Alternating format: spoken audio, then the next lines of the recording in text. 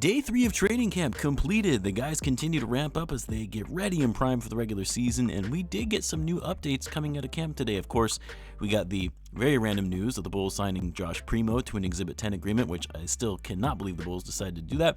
I know I posted briefly about it earlier this morning when the news first broke, but I'm still just trying to wrap my head around the fact that they signed a player with his off-court issues of exposing himself to a female staffer. And I know some have said, well, whatever, it's just an Exhibit 10 deal, he's not going to make the roster anyway, what's the big deal? It's kind of like when I was saying it doesn't really matter if the Bulls sign Taylor Horton-Tucker, EJ Liddell, and Kenny Lofton Jr. to camp deals because they're likely not going to make the roster anyway.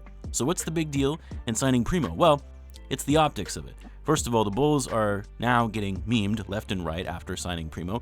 You compound it with the off-court stuff with Josh Giddey, so it makes you an easy target just when everything with Giddey was starting to calm down a little bit. But more importantly, how are the women that work in that organization gonna feel?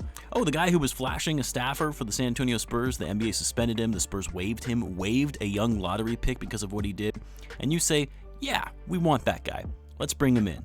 And look, I probably get a little too charged about these types of things than I maybe should because I grew up with sisters, I have 2 daughters, and so yeah, I have zero tolerance for that kind of disrespect towards women. So yes, even though Primo isn't going to make the team, even though it's only an Exhibit 10 deal, to me, it says something about the organization that regardless of the talent level, they're okay with bringing someone into the franchise with that kind of reputation. But anyway, enough rambling about that. Let's talk about camp today. So we did get to hear from Josh Giddey and Zach LaVine. We also got some brief updates on the status of Giddey and Lonzo. Both players continue to do more contact work with each passing day of camp.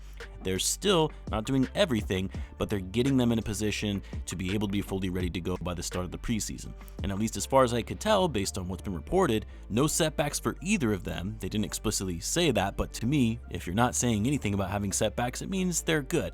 They would obviously be the first to mention that either player has had some sort of incident that needed to be addressed. I think the main things that I took away from the discussions with LaVine and Giddey today is that both players mentioned that they exchanged numbers directly after the trade, had multiple conversations, and studied film together over the summer, which we kind of already knew that this was the case. It had been hinted earlier in camp, but honestly, the more I think about it, this is actually quite big. And I mean so that on the part of Zach LaVine, because Zach, at the time the trade was made, everyone thought he was going to be the first to go. And when it was AC instead, and they went after Giddey, in Zach's mind, you have to think, well, all right, they're going down this path.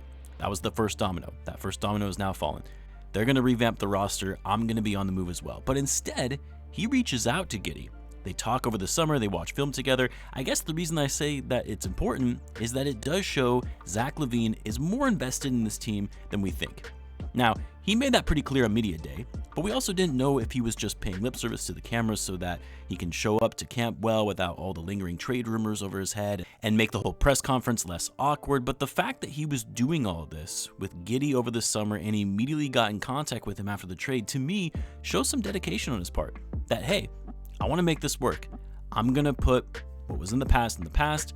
We're going to go with a new roster now. I want to see where this goes, and I'm going to commit myself to that. Zach did say everybody better get their hands ready when it comes to playing with Giddey because he's always on the lookout to pass the ball and get guys better looks. But yeah, I just feel like Zach, contrary to popular belief, is actually excited to play with Josh Giddey because he knows Giddey's the type of player that complements his skill sets and vice versa. Everyone always talked about how after the trade was made, how it didn't make sense because if you're going to trade for Josh Giddey, you have to keep a player like Zach LaVine, who masks some of his weaknesses on offense. A shooter that can help space the floor, play off the ball in the catch and shoot, and can operate well in the pick and roll and pick and pop. And we now know, obviously, just a couple weeks away before the start of the season, Zach is still here. So we get to see this experiment play out and see how they complement each other. Now, as far as what Josh Giddey had to say about Zach LaVine, he mentioned that they've already started building some chemistry together in the early going on the court.